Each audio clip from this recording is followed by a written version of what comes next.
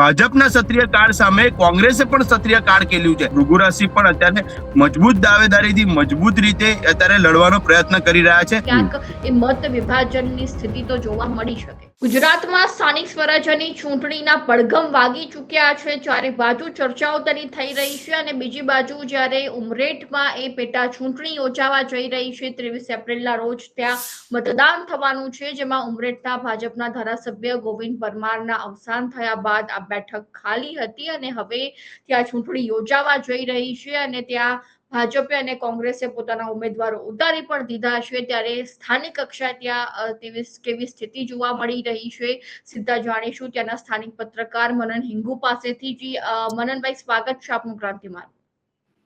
જી મિક્ષુ, thank you so much, thank you.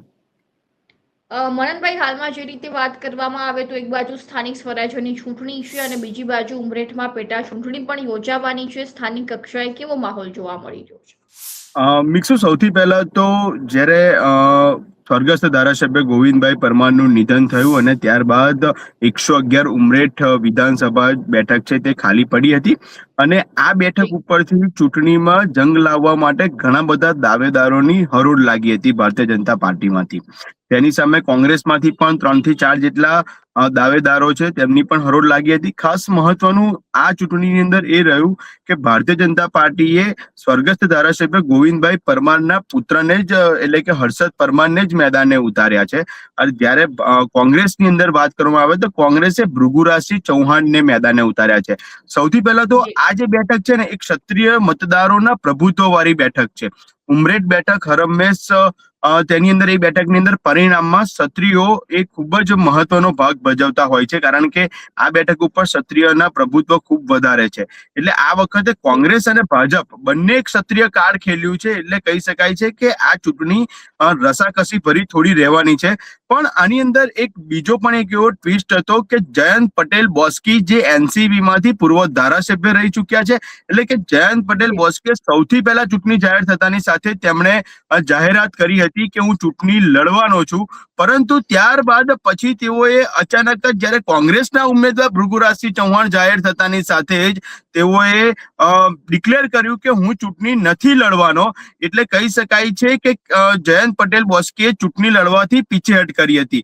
એટલે હાલના તબક્કે એવું લાગી રહ્યું છે કે ભાજપ અને કોંગ્રેસ વચ્ચે સીધી જ ટક્કર છે તે ખેલાવાની છે। જી જી, બીજી બાજુ વાત કરવામાં આવે મનનભાઈ તો ભાજપ દ્વારા જે ગોવિંદ પરમારનું તો અવસાન થઈ ગયું તો તેમના જ પુત્રને કેમ ટિકિટ આપવામાં આવી? ત્યાં ઉમરેઠમાં કોઈ સ્થાનિક કક્ષાએ એવા કોઈ નેતા કે કાર્યકર્તાઓ નથી કે જેમને આ ટિકિટ ફાળવી શકાય?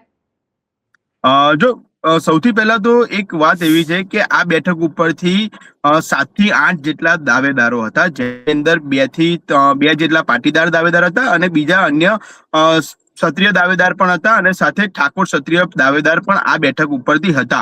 અને બંને જે જિલ્લા પંચાયતના પૂર્વ સભ્ય પણ રહી ચુક્યા હતા, બળવંતસિંહ પરમાર અને તેમની સાથે સુનિલસિંહ સોલંકી, જે મજબૂત દાવેદારી કરી રહ્યા હતા અને તેને ત્રીજું નામ હર્ષદ પરમારનું ચાલી રહ્યું હતું। પરંતુ ભારતીય જનતા પાર્ટીએ આ વખતે ક્યાંક એવું કહી શકાય છે કે ક્ષત્રિયને મતમાં ધ્યાનમાં રાખી અને ખાસ જે ગોવિંદભાઈ છે કે તેમને સાચી શ્રદ્ધાંજલિ આપવાના ભાગરૂપે કદાચ હર્ષદભાઈને ટિકિટ આપી દીધી હોય તેવું લાગી રહ્યું છે।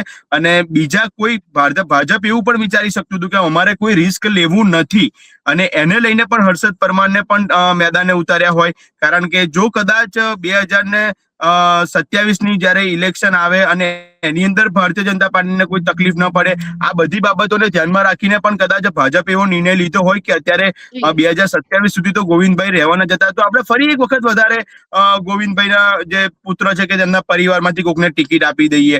એટલે કહી શકાય છે કે આજે ચૂંટણીની અંદર હર્ષદ પરમાર જયારે મેદાને ઉતર્યા છે એમને જંગી સમર્થન પણ અત્યારે મળી રહ્યું છે, પણ તેની સામે ભૃગુરાજસિંહ ચૌહાણ પણ એક પાયાના કોંગ્રેસના કાર્યકર્તા છે।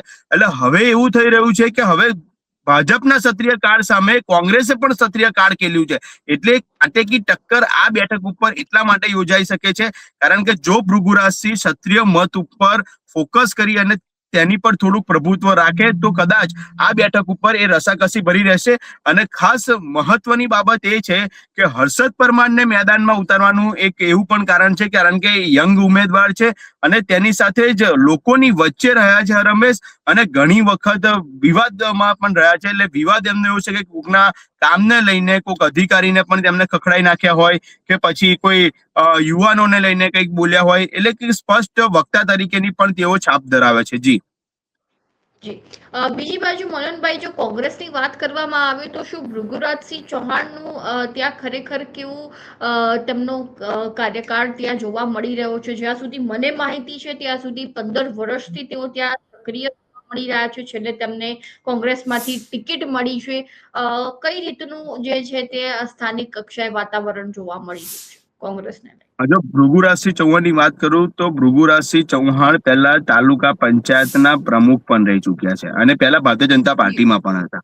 ભારતીય જનતા પાર્ટીમાંથી તેઓએ કોંગ્રેસમાં પ્રવેશ કર્યો. પણ ભૃગુરાજસિંહ ચૌહાણનું જે વ્યક્તિત્વ છે તે એકદમ નિખાલસ છે અને હર હંમેશ દરેકની સાથે સમાજની અંદર પણ સામાજિક રીતે દરેક વ્યક્તિઓની વચ્ચે જઈને ભૃગુરાજસિંહ ઉભા રહ્યા છે. એટલે ભૃગુરાજસિંહનું જે વ્યક્તિત્વ છે તેને લઈને એ વ્યક્તિત્વને જોઈને કોંગ્રેસે ક્યાંક આ ટિકિટ આપી છે. એટલે કહી શકાય છે કે આ વખતની જે ચૂંટણી છે ભાજપ અને કોંગ્રેસ વચ્ચે સીધી ટક્કર થવાની છે. અને ભૃગુરાજસિંહ ચૌહાણ અનેક કાર્યકર્તાઓ સાથે સંકળાયેલા છે. તેમના પત્ની છે તે આણંદ જિલ્લા કોંગ્રેસ મહિલા વિંગના અધ્યક્ષ પણ છે. એટલે કે સંગઠનનો પણ બહોળો અનુભવ ધરાવે છે અને સત્તાનો પણ બહોળો અનુભવ ધરાવે છે. ત્યારે કોંગ્રેસે પાયાના કાર્યકર્તા તરીકેની ભૃગુરાજસિંહની આજે સિલેક્શન કરીને તેમને ચૂંટણી લડવાની જયારે તક આપી છે, ત્યારે ભૃગુરાજસિંહ પણ અત્યારે મજબૂત દાવેદારીથી મજબૂત રીતે અત્યારે લડવાનો પ્રયત્ન કરી રહ્યા છે.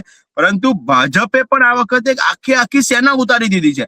કારણ કે કહી શકાય છે કે જયારે ભાજપની ચૂંટણી જાહેર થઈ ત્યારે ભાજપના ચૂંટણી ઇન્ચાર્જ તરીકે પૂર્વ ગૃહમંત્રી પ્રદીપસિંહ જાડેજાને મુકાઈ દેવાયા હતા. કારણ કે પ્રદીપસિંહ જાડેજાને ઘણા બધા જે દાવેદારો હતા એ દાવેદારોને ડેમેજ કંટ્રોલ કરવા માટે ભારતીય જનતા પાર્ટીએ પ્રદીપસિંહ જાડેજાને મુકાય. કારણ કે ક્ષત્રિય તરીકે તેમનું એક પ્રભુત્વ છે અને ઉમરેઠ બેઠક ઉપર જયારે ક્ષત્રિય પ્રભુત્વ વધારે, મતદારોનું પ્રભુત્વ વધારે હોય તો એવા ઇન્ચાર્જને મુકાય કે જેથી કરીને તમામ સમાજને ડેમેજ કંટ્રોલ કરી શકે.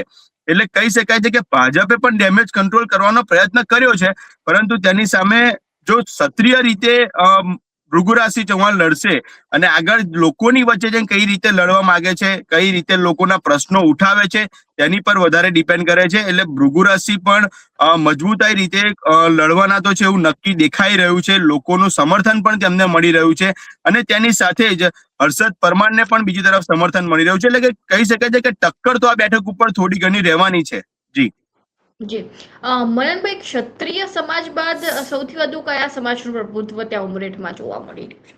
ક્ષત્રિય સમાજ બાદ અન્ય ઘણા બધા સમાજ અને તેની સાથે જ પાટીદાર સમાજનું પણ શહેરી વિસ્તારથી લઈને એ બધામાં પ્રભુત્વ રહ્યું છે. સાથે જ બક્ષીપંચ સમાજનું પણ ત્યાં આગળ ઘણું પ્રભુત્વ રહ્યું છે. પણ જે કહી શકાય છે કે જે આખી મતદારોની બાજી જે પલટી નાખે એ ફક્ત ને ફક્ત ક્ષત્રિય સમાજ જ બદલી નાખે છે. કારણ કે ઉમરેઠ બેઠકના જે ગ્રામ્ય વિસ્તારો છે ત્યાં આગળ ક્ષત્રિય મતદારોનું પ્રભુત્વ વધારે છે. હજી હાલમાં તમે સ્થાનિક કક્ષાએ જ્યારે ઉમરેઠમાં જાઓ છો, તમારા મંતવ્ય પ્રમાણે શું લાગી રહ્યું છે? પલડું કોનું ભારે છે, ભાજપનું કે કોંગ્રેસ? જો અત્યારે જે પ્રમાણે ભાજપે આખી ફોજ ઉતારી દીધી છે. ભાજપને ખાસ કરીને એક એવું છે કે હવે જયારે સ્થાનિક સ્વરાજની ચૂંટણી છે આ બેઠક ઉપર એટલા માટે લાભ થવાનો છે કે જયારે સ્થાનિક સ્વરાજની ચૂંટણી છે, હવે ઉમરેઠના શહેરી વિસ્તારની હું વાત કરું તો ઉમરેઠનો જે શહેરી વિસ્તાર છે એ ભાજપ તરફીનો શહેરી વિસ્તાર છે. સાથે જિલ્લા પંચાયતો ઉપર પણ ભાજપનો દબદબો હતો, તાલુકા પંચાયત ઉપર પણ કેટલીક ભાજપનો દબદબો હતો. જેને લઈને અત્યારે લાગી રહ્યું છે કે હવે બધા જ લડવાના છે ઉમેદવારો. હર્ષદ પરમાર તો ચૂંટણી લડી જ રહ્યા છે, પણ તેની સાથે સ્થાનિક સ્વરાજના એટલે કે જિલ્લા પંચાયતના પણ લડવાના ઉમેદવારો લડવાના છે, તાલુકા પંચાયતના પણ ઉમેદવારો લડવાના છે અને તેની સાથે નગરપાલિકાના પણ ઉમેદવારો લડવાના છે. એટલે માટે કહી શકાય છે કે ભાજપનું પલડું અત્યારે ભારે દેખાઈ રહ્યું છે અને હર્ષદ પરમારની જીત ક્યાંક નિશ્ચિત દેખાઈ રહી છે. કારણ કે ભારતીય જનતા પાર્ટીના જેટલા પણ ઉમેદવારો છે એ તમામ ઉમેદવારો પોતાને જીત માટે તો મહેનત કરવાના છે. તેની સાથે હવે તેમને વિધાનસભાની પણ મહેનત કરવાની છે. જી હા, એટલે મનનભાઈ, હંમેશાથી ભારતીય જનતા પાર્ટીનો ટ્રેન્ડ રહ્યો છે કે પેટા ચૂંટણી હોય કે કોઈ પણ લોકલ ચૂંટણી હોય ત્યારે સમગ્ર ફોજ જે છે તે સ્થાનિક કક્ષાએ ઉતરતી જ હોય છે. પરંતુ બીજી ચોક્કસ. બાજુ પણ કોંગ્રેસમાંથી ક્ષત્રિય સમાજના જ ઉમેદવાર છે, તો એ ટક્કર તો ક્યાંક એ મત વિભાજનની સ્થિતિ તો જોવા મળી શકે. મત વિભાજનની સ્થિતિ ચોક્કસથી જોવા મળી શકે, કારણ કે ભૃગુરાજસિંહ ચૌહાણ પણ એક ક્ષત્રિય ચહેરો છે, સામાજિક આગેવાન છે, લોકોની વચ્ચે રહેલા નેતા છે, એટલે થોડી ઘણી એમના અંશે ફેરફાર પડશે, પરંતુ મતદારો પર આ ડિપેન્ડ કરે છે કે ક્ષત્રિય સમાજ હવે કોને નેતૃત્વ આપવા માંગે છે, તેની પર આખી બેઠકની ચૂંટણીના પરિણામોનો નિર્ણય રહેશે. જી મનનભાઈ, ધન્યવાદ આપનો માહિતી આપવા બદલ.